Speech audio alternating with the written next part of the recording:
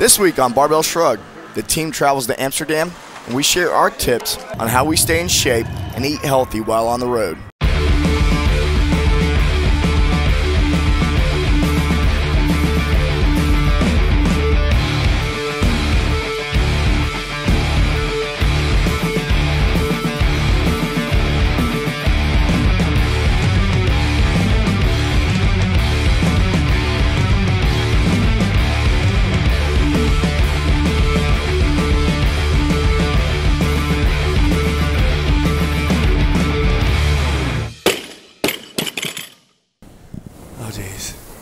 You wanted the best and you got it.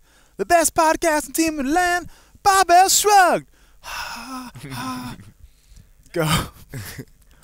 Welcome to Barbell Shrugged. I'm Mike Bledsoe here with Doug Larson.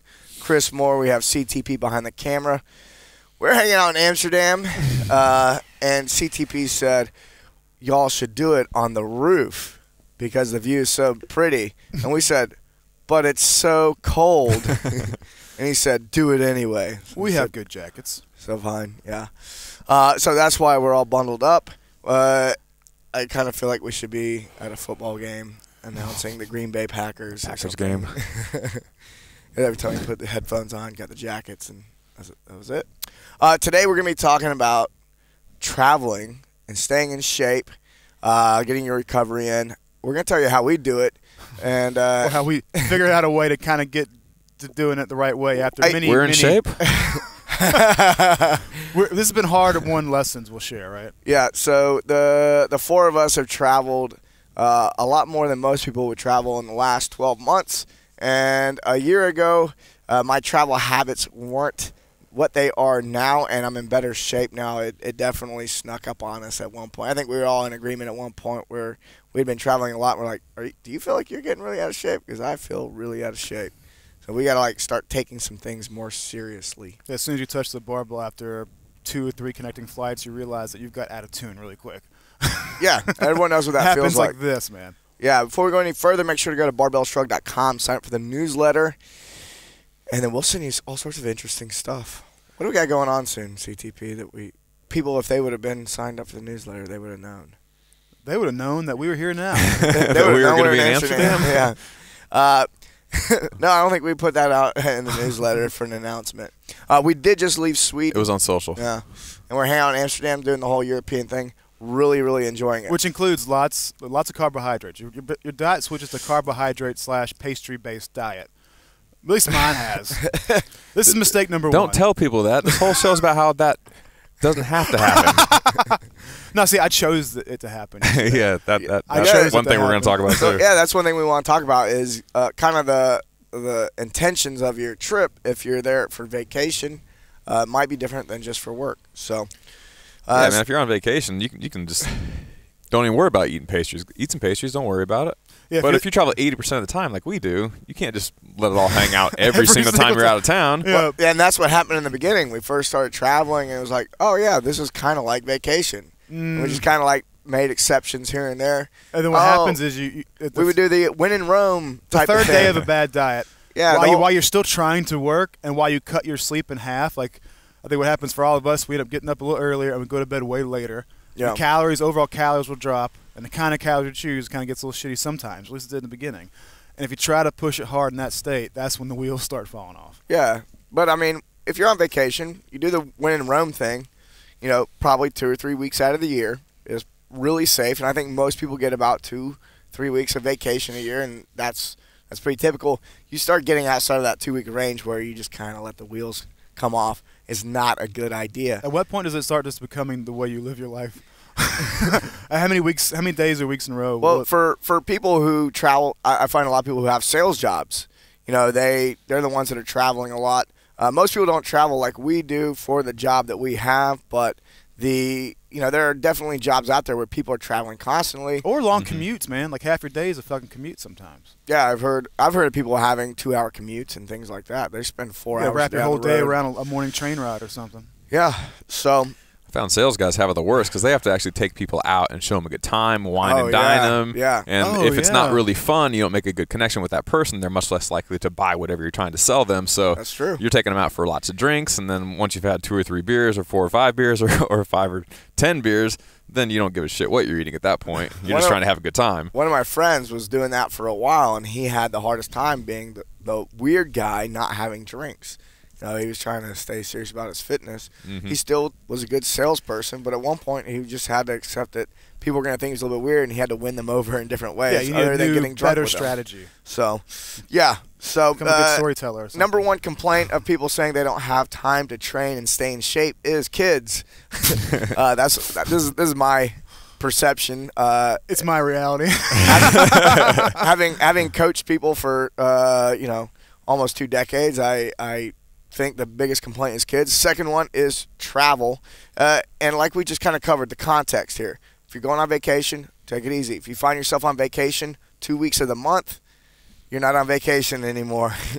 So kids plus travel, by the way, is a vicious combination because that's what I've got here from Sweden to Amsterdam, is lugging 2 little ones behind. Well, normally you wouldn't bring kids to work.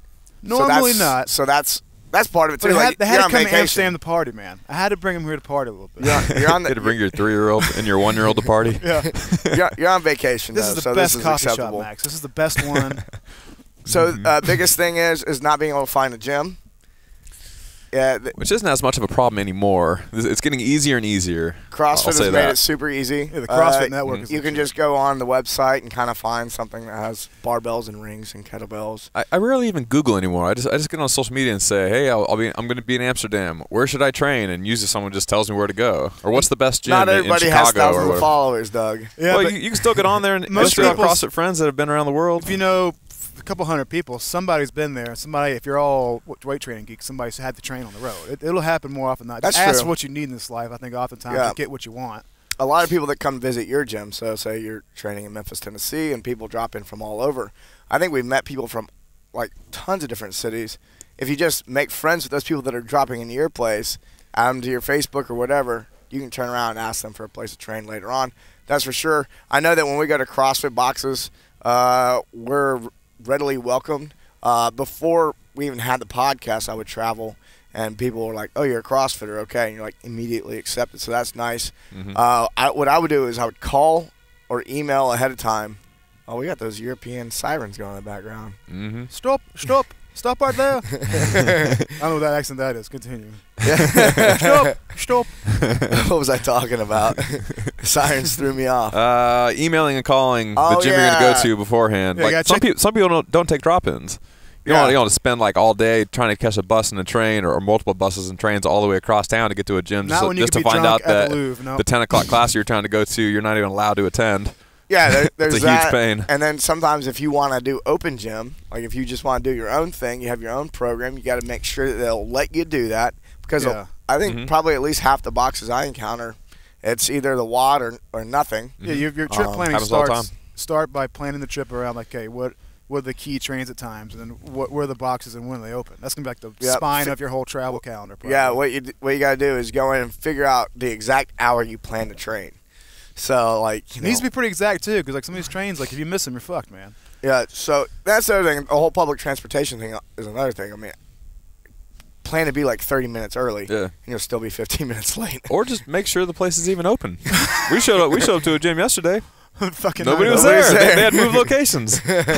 Yeah. Oh, shit. My buddy told me it was this great place right here. I'm pretty sure that was the chapel, and here was the thing. I mean, all the signs were still up. Everything was still there. They had moved locations. Yeah, in the United States, it's pretty easy because more likely you're not using as much public transportation unless you're in a really big city. I guess that's another point, right there. You got to be willing to have a little bit of flexibility now. If you're like the guy who has to get this schedule done on this particular thing in this particular way, you're going to have a rough time if you're traveling a bunch. Yeah. I mean, I've done so much more jogging, just like going for a 30-minute run in the last year, just because, well, shit, nothing worked out today. I don't have time to go to a gym and then come back. I just need to do something, anything, and so I'm just going to run 15 minutes that way and then run back as fast as I can from wherever I made it to. Doug does and that I'm shit done. A lot, man. Like, where the fuck Doug go? Oh, he went for off a jog. I just go for a run. Always jogging, man. Fuck. Yeah. I mean, usually it ends up being like, twice a trip at most. It's like 2-3 times a week at the absolute maximum. But it's way better than doing nothing. Yeah, but that's your approach. Like, look, even if like the situation is as bad as it can get, like I'm just stuck in this room with a bunch of croissants and no weight training equipment, you can at least jump around. You could do something. Something is better than just nothing. I like to be. Who brought the croissants to the hotel room? How did that make its way into the workout Chris conversation? Moore brought the croissants to Oh, dude, Doug's I had hotel the room. biggest That's what croissant. happens. I had the biggest croissant the other night. It was stuffed full of pastry cream and strawberries. It was all over my face. That's why.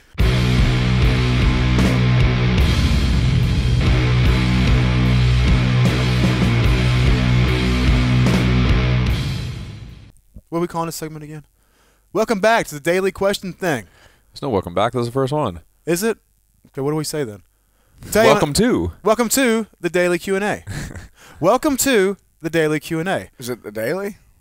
It's whatever. What do you want to It's call the it? Q&A on the daily. Q&A on the daily. How many people have we lost at this point? Go ahead. The question, how deep is too deep for squats?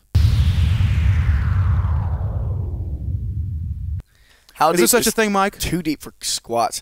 Actually, I think it was Greg Everett who I'll be quoting just now, which is if you have to ask that question, then the answer is you're not squatting deep enough.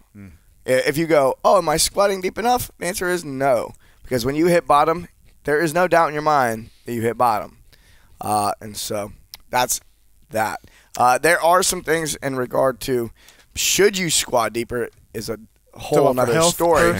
Yeah, so if you lack the mobility to get deeper, then you're fine. But as far as saying, hey, should I squat deeper or not, usually the answer is, you should squat deeper. What are the exceptions? Like I said, the answer is to squat as deep as you can with good technique. There you go. So if you go down and then your knees start collapsing in, or your heels come off the ground, or your back starts to round, then that's when right before those things happen, that you should stop at whatever level you've gotten to. If you can go down all the way, ass to grass, fucking where your butt hits your heels, and your heels are on the ground, knees are over your toes, back is perfectly straight, elbows are high if you're front squatting, or locked out overhead if you're overhead squatting, or whatever. If you have perfect technique, you can keep going down.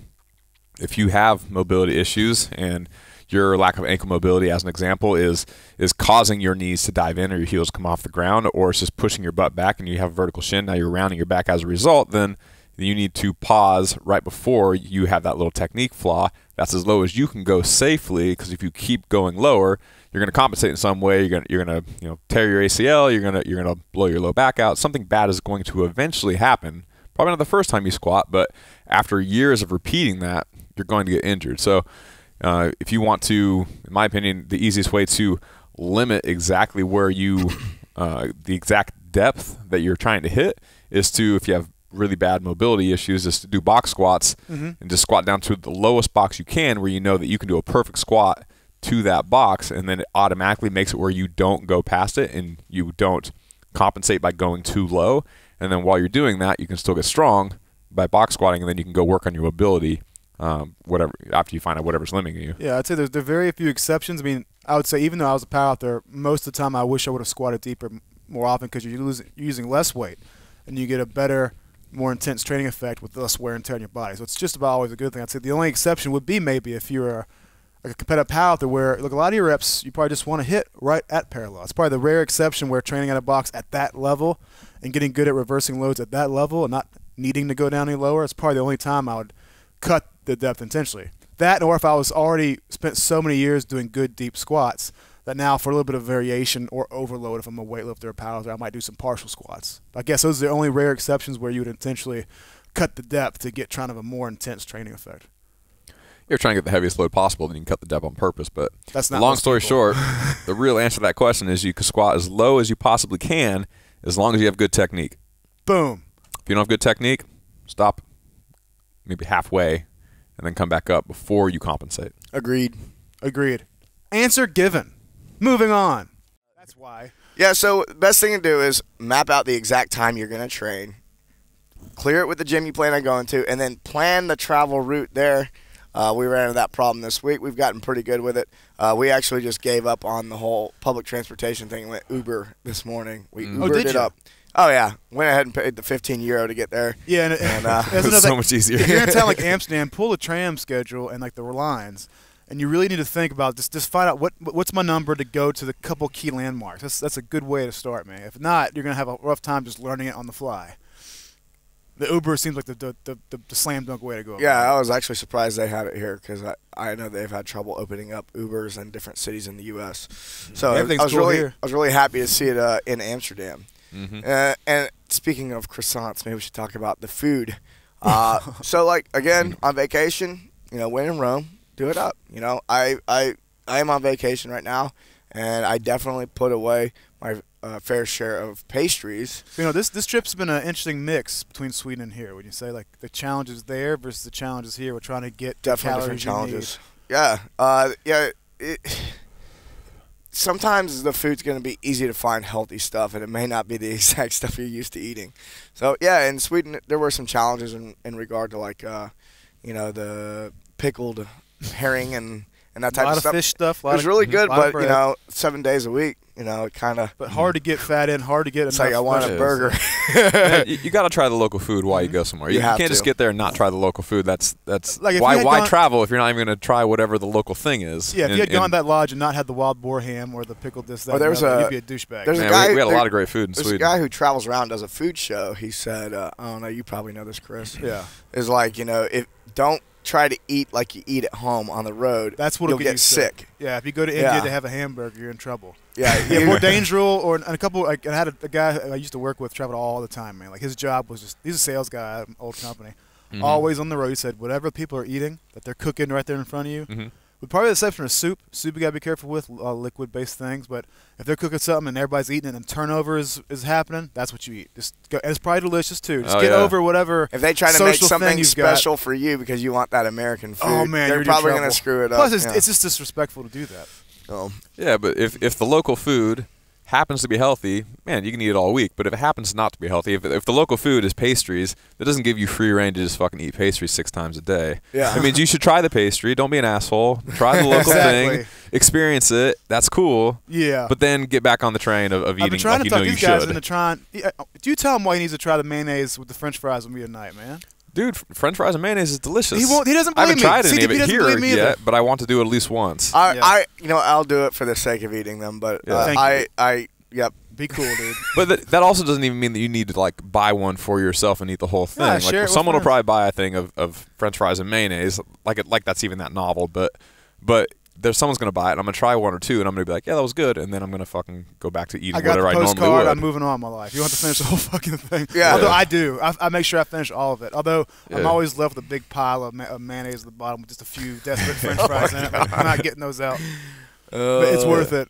So you can share something is the point. You don't have to eat like this big old piece of chocolate cake or whatever like is the local thing. Just buy it with a group of people, have a bite, have a taste, experience it, and be done. That way you can taste lots of things and have a more interesting experience. That's exactly right. Now you can try many things because you're not just wearing it out on one pastry. Yeah, because that's the priority of your trip is not to like get in the most extreme training session. It's not to seek the extremes in your diet. No, you're just trying to get a flavor for the area. Yeah, and if you happen to find one particular pastry that is just fucking rocking your socks off and you want to eat the whole damn thing, go for it. Yeah. But just because it's a pastry and kind of tastes good, you don't need to eat the whole thing. Like if we say this all the time now. If it's not hell yeah, it's hell no. If it happens to be hell yeah, then fucking hell yeah, go eat the whole thing. But if it's not hell yeah, and it's just kind of pretty good, then pass it aside, give someone else a bite, and don't eat the whole thing. I've definitely had some unhealthy things where I was like, this is okay. Yeah, you just eat it because it's there. Yeah, well, all the dangers in the medium zone. Like with training, if you get tired and beat up and bored when you go medium, you go kind of hard but not hard enough, and you take a rest but not quite a rest. You're just in this weird in between where you kind of just get worn out and disinterested with shit. Yeah, it's like people say that Americans don't train hard enough on their hard days and light enough on their light days. Yeah. They're stuck in the middle all the time. They're in the gray zone, as Tony Schwartz says. Yeah. That's the same reason why I like cheat meals. Like if you can be disciplined through the week, you really will appreciate having a cheat meal. And if you go hard, you won't want another one after another week of good eating. Just fucking is a natural way of going about it. Well, that's the way Chris does it. So that's the way I do it. I don't do that on my cheat days. I go as hard as possible. I actually like the way Christmas Abbott puts it. Cheat item. She doesn't call it a cheat meal, calls it a cheat item. I think that's the way of going about it. So pick a gigantic table-sized pizza. I like how McGoldrick does it. He does the treat meals, not a cheat meal. Oh, right. Like he'll go out and he'll eat a bunch of carbohydrates, but it might be like semi-clean. He might go out and eat a bunch of Thai food and just crush like a big old plate of rice. or fried rice or something like that, where it's not the worst thing you could eat, but it's still like an enormous load of carbohydrates that he wouldn't normally put into one meal. Yeah. Quality's there. There's some things we do on the road for food. So if you're wanting to keep it healthy and you're traveling quite a bit, this would be a good way to go about it. I actually like the paleo, Steve's Paleo treats, or what they're called. The paleo kits? Yeah, paleo kits. Paleo kits. My wife awesome. My wife buys that up. She buys she actually likes to get like the fruit and the nuts and the meat all separate. You can buy it all together, or you can get it all separate. We get in like separate packages. It goes mix the ratio you need, right? Goes in my backpack when I'm flying. So I don't eat that stuff like the entire time I'm traveling. I'm not eating it like, while we're on the ground doing stuff. But I like having it when I'm in the air, because the food you're going to get on a plane, or the food you're going to get at the gas station when you're driving, or just in the airport, unless you're going to sit down, you not might not ideal. have time to get a real meal in the airport. Yeah. So it's like, travel days for me are a lot of, dried fruit, nuts, and jerkies. So that's I think to beef me, jerky and nuts everywhere. So you should always have those ready if you travel a lot. Thing. Trail mix on the road, man. The golden ratio. Yeah. And what's really going to hurt when you're traveling is recovery. So, I mean, everything we're talking about is recovery, because recovery encompasses, like, food, and then we also have sleep. And if you travel, say, internationally, you might have some jet lag, or maybe you don't. Maybe just being on a plane for an entire day just wears you out either way. So, trying to get – that's going to eat into your recovery. So, I find, like, the day of travel, whether jet lag's involved or not, that I have to be extremely cognizant of how I go to sleep that night. No alcohol. I used to have like a scotch before bed because I felt like it helped me go to sleep. But then I noticed I didn't feel as recovered the next day if I go alcohol free. I noticed the same thing. Like, you got to go much lighter on alcohol when you travel, because you just notice that it's not allowing you to get the immediate, especially right at the beginning of the trip, like you're saying, the immediate rejuvenation. Yeah. Like making up the sleep deficit is probably what I put all my focus on first. Like, well, I got to get a nap now. If I don't, like the next 2 or 3 days are going to be sacrificed. Yeah. Also, like, as soon as we land or drive somewhere, is find a gym and go there first. So, like, if you know exactly where the gym is on day one, and I don't do this every time, but we try to make an effort for it, is before we check in the hotel, before we do anything, it's find out where the gym's at, meet people. That way when you show up next time, it's not this big, like, hard thing to do. You just show up and train when you want. It also sets a pace for your whole trip that you made it the most important thing you could have done right when you landed. So now you're more likely to keep it up while you're traveling. And number two, another thing we do a lot is we hit the grocery store immediately. Yeah, that's what I was about to say. Fortunately, in the U.S., we have Whole Foods just about everywhere. So in most major cities. And that may not work if you're staying in a hotel room, but that kind of goes into our other thing that we like to do a lot, which is we rent apartments and houses versus like this hotel rooms. Fantastic one. Yeah, right now we're in Amsterdam. We're in right near the Vondelpark Park. We got like a 3-story apartment, and sometimes people might look at it and go, "Man, these guys are balling." Not the case. It's actually cheaper than getting hotels. So we have 6 people staying in this one apartment. Yeah, it'd be at least €200 a night per person here to get a shitty hotel room. Versus, I don't know what this is. We won't need to say, but far cheaper. Just everybody to get together. I think plus you have the dope kitchen option. I think it's total like $350 a person for 6 days. Yeah, like you cannot beat really that. Cheap. You cannot beat that, dude. So we always get apartments and houses and stuff like that.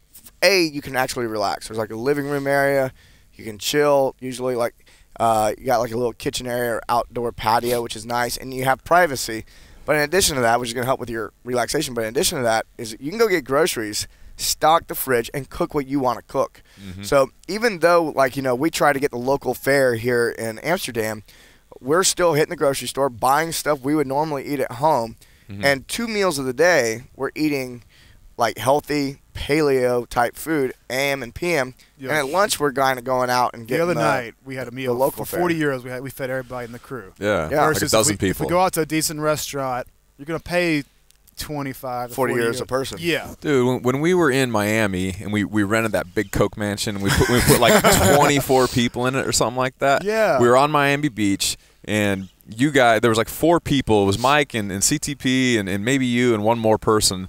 You were coming back to the house, and I was like, I'm gonna go by the grocery store, buy some food, come back and cook for everyone. And you guys were doing something else, and you were super hungry, and you're all the way across town, and so you decided to like stop and get some food, and you spent like $200 on like some shitty, not shitty. It was nice, but it was a small meal. Plus like a drink or two, and it cost like $200 for the 4 of you, and I spent $200, and I fed like all 24 of us, plus a bunch of people that we brought over. I fed like 30 people for the same price. And it's basically probably ate better. It's better food. We ate way better. We all ate steaks and had salads, and we bought a couple of half gallons, and we all had some scotch and some gin. It was good, and we threw a big ass party for the same amount of money that took the 4 of you to not even eat a real meal. Yeah, and that chili was fun, man. That chili was so fun. Yeah. Waitress was nice. You never know. It's something, man. You go to a restaurant, you don't, especially when you're in a strange place, you don't always know what you're gonna get. You don't know what the service will be like. Oh man, but like, just get some simple things and cook it. You're gonna save so much time and effort. Yeah. And spend the rest doing that over 6 days in a row. Spend the rest of that dough out there having a good time on something. Go for an experience over the food. And one of the last things to talk about maybe is sleep. No, that's not the last thing to talk about. But sleep, because we're gonna keep talking. Sleep is extremely important for recovery, and sleep is an easy thing to go out the window. Especially the bed is not what you're used to. There's light coming in the room. If you're like me, I'm someone who would really like to black out their room. I think everyone here blacks out their windows. Or if it's Sweden and it's 3 o'clock and it's dark outside, like, oh fuck, I gotta get my from 3 until 9 a.m. We're at the Christmas market. Doug's like, oh man, we gotta get a midnight snack and get to bed. What time is it? 6:45 p.m. There's 2 things that I bring with me. I know Doug brings with him. I think he's a little bit better about using it, which is eye mask and earplugs. Yeah, I always use an eye mask. Like I buy one of the ones from Walgreens. It's only like $10, but it's the one that's like formed to your face where it goes down and then it kind of pops over your eyes where it's not like tickling. Yeah, we call it eyebrows because it looks like a little bra. What is it like? You're suffocating. It doesn't tickle your eyelashes though, which bothers the shit out of me when I'm trying to go to bed. But yeah, having an eye mask and earplugs is absolutely key for when you're on the road, especially if you're sleeping next to a bunch of other dudes that are snoring all night. Yeah, we'll share hotel rooms. Who's the worst snorer? Is it Mike? Yeah, Mike's the worst snorer. You're also the worst at sneaking some cuddles in too. Andy he loves the cuddle. Accuse you of being handsy during nightly sleep time. Oh no. Oh jeez. Let's see. What do we? He's like, how do I change the subject? Next subject. Okay. Oh, you talked about. We had a really long flight on the way here. You got up and did some squats and stuff. Yeah, man. If I'm on a plane for a long period of time, I always get up and I go next to the bathroom wherever there's like a little bit of room, and I'll do bodyweight squats and just kind of, or just sit down in a squat position and just kind of do a little bit of like light mobility. Just stand up on the plane. I'll do it like every 2 hours or so. So if it's a 10-hour flight over here from back home, I'll get up like 4 or 5 times and do a little bit of mobility work and just not sit in that damn seat the whole damn time. Yeah, the difference that probably makes is when you land, if you don't do that, you probably cannot train. But if you do that, you can probably get right into it. It definitely helps. At least a partially productive training session probably immediately because of that. Our friend So Wrong Fitness, if you follow him on Instagram. If you don't, you should. Just So Wrong Fitness, I think is the name on Instagram and Twitter. But he has stories of like just like totally like whips out the bands on a long flight, whips out the bands. He's like, working on stuff, and people are like, "What are you doing?" He's trying to show and if you have no shame, it'll be a very useful thing while you're show the flight staff how to mobilize while they're flying. So getting a little bit of exercise and stretching on a plane can be good, especially the long ones. They don't bust your balls too bad about getting up and walking around. You have and you also have a little supplement regimen, don't you, Michael? Yeah, one thing this is something I'm actually interested in because what happens with me? Can I say what happens to me? Yeah. Is I start the trip with good intentions where I unzip the thing and I try to pack all those supplements. Like I have a little zinc and I have some fish oil, this, that, and the other. And I'm filling it all in there. What happens is that bitch stays sealed pretty much the whole time. So I get disinterested in starting my awesome vacation day. We'll open up 15 bottles of stuff. I know it's like the worst possible way to go about it. Yeah. But you got a nice little thing you do. Yeah, I've developed something over the last year or so, which there was like a day where I woke up and I go, damn, I have got to like get serious on the road, because being on the road I was treating it like a vacation too much. So I was like, okay. So I got put on some subscription-based supplements, which really help. So I don't like I like to bring in some coconut oil too when I travel, because I need like a little extra fat in the morning a lot of times, because I don't always get breakfast when I want. So I always have that MCT oil. When there's not a lot of fat. Plus, if the fish oil I brought is not good, it could go rancid due to travel. Because fish oil is a lot more, what's it called? It's just volatile. It's volatile. You can, it gets exposed to a little bit of heat. That's another reason now to it's ruined or something like packets. that. You can take only a few of those packets. So the MCT oil, traveling with MCT oil, or I like just do straight up coconut oil, is really good for me. I'll eat 2 or 3 spoonfuls of that first thing in the morning. I also subscribe to something called Athletic Greens. It's just a green supplement. The reason I go with Athletic Greens is because I do believe that they do a really good job of making sure they have the best ingredients. And then also they have subscription based. So I just pay those guys $100 a month, and every month they just fire over 30 servings. And that's it. I'm getting where and I that's really why when you asked me the other day, last week, you were like, hey, could I have a scoop? I was like, no. Because I only get 30. Also, yeah, keeps your freeloading friends off your ass, too. Yeah, well, I can't. Hey, dude, give me some. I feel like shit because I'm not doing any of this stuff we're recommending. Can I have a scoop of this? Woo! All right, I'm free to do what I want the rest of the day. Yeah, so the Athletic Greens are good. And, yeah, it's 30 servings. It also motivates me to have that bag done before the next one comes. That is showing up every month. You've paid that amount of money. It's coming out again. And every month you got this thing. It becomes familiar. It's always around. You're going to want to use that. You feel like an asshole if you don't. It's a good kind of motivating factor. I don't like factor. buying anything that's not subscription-based anymore. Anything that I can use. When supplement companies, when I talk to them, I'm like, oh, do you guys have subscription? They're like, no, we think that's kind of weird. I'm like, what? Like, no. And it's also just a good low hassle for you and the person behind. It's a good productivity thing to do, too, because now every month you take some of these stupid things you always go out and do and half the time forget. You just make it to where it's magically is at your house all the time. Yeah, it's probably cheaper. It's so easy a lot of time, too. You'll be like, I got to take 3 pills a day, and there's 180 in the bottle. That's 60 days. I can just put it on subscription every 2 months. Yeah. Amazon's great. You can do 1 month, 2 month, 3 month, 6 month, or 12 month, I think. Yeah, something Amazon, like that. Amazon does a good job of that, too. So I do the coconut oil, and I like doing fish oil when I'm at home and coconut oil on the road first thing in the morning along with my Athletic Greens.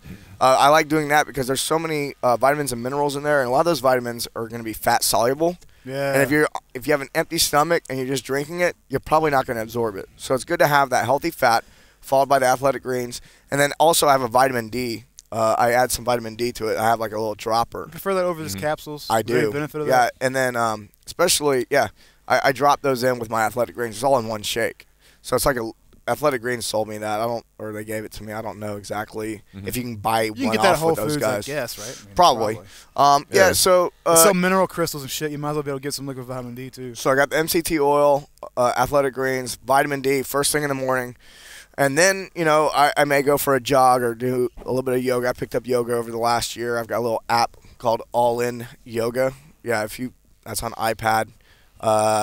Just all-in yoga. That's my favorite yoga app. I'm not a yogi. I don't go to classes all the time. I don't know how to do it just perfect. I know the principles.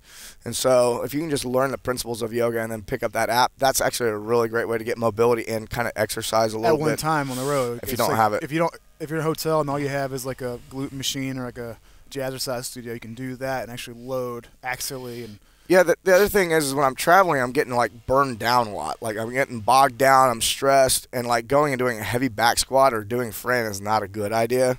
And so a lot of times yoga is the thing I need to ease back into being physical. Yeah. And if I get into a gym, I still don't go balls deep on my exercise. Balls deep. So only mid scrot. That's usually what I do. The last supplement I use on the road is before bed. So I have a first thing in the morning because I feel like first thing in the morning kind of sets the tone for the rest of the day. I don't think anyone can argue with that. And then at the end of the day, I take I like Pure Pharma's. They have a subscription-based thing too. They'll send you a month's worth every month. I think it's about $100 as well. And it's got fish oil, vitamin D, and zinc and magnesium. Yeah. And so these are really great complex to take right before bed. I actually set the vitamin D off to the side and take it in the morning because vitamin D, you produce it when you're exposed to sunlight, so I feel like it could throw off some type of cascade of hormonal maybe events, somebody has an AM, PM variation of this. Would be really cool to know. Yeah, so that's my only complaint with that is I'd rather see the vitamin D at a different part of the day, but that is definitely what you should take before bed. So between the Athletic Greens and some type of oil in the morning and then having the Pure Pharma mix in the night, so that would be if you didn't want to buy Pure Pharma stuff, just some fish oil, zinc and magnesium or a ZMA supplement. That's really important, especially the magnesium, because it'll help you kind of relax and get higher quality rest when you do sleep. Am I missing anything, guys? Are we good? Yeah. Did you mention as far as your routine? Yeah, as far as my routine, anyone got anything on their routine? You got a routine, Doug? Man, on supplements, I don't keep it very complicated when I'm on the road. I just take right now I'm doing krill oil over fish oil. So I take some krill oil, I take ZMA before bed, and I take vitamin D. Both krill oil and vitamin D in the morning, kind of like you do, and then ZMA before bed. Yeah. So I really don't take that much stuff with me. Just mostly because I just want to haul it all around, and I don't care. Yeah. Well, that's why I like just a very few things. That's actually why I like the Pure Pharma. It's individual packets. I'm like, I'm out of town for 10 days. 10 packets are going in my bag. Yeah, it makes it really easy. So, like, yeah, most of the stuff I have, I'm not bringing bottles of stuff with me. It's in packets and set aside day by day. Yeah. The planning ahead is the only way to make it happen when you're on the road, for sure. Yeah, the only thing I was going to say is, like, I like to put a priority actually on just getting quick, rapid, reasonable loads on my back. Because it always makes me feel so much better after lugging. Like, I'll try to sleep on an airplane, I'll be crooked half the time, my hips will get tight. Showing up to the gym, spending some time sweating and mobilizing, then just pulling some quick speed deadlifts, like 70% of my best. For me, that sets a tone. And the only other thing I'd say is, like, even if you're an athlete, you travel and things are going to go wrong no matter how hard you travel or how much you plan your travel.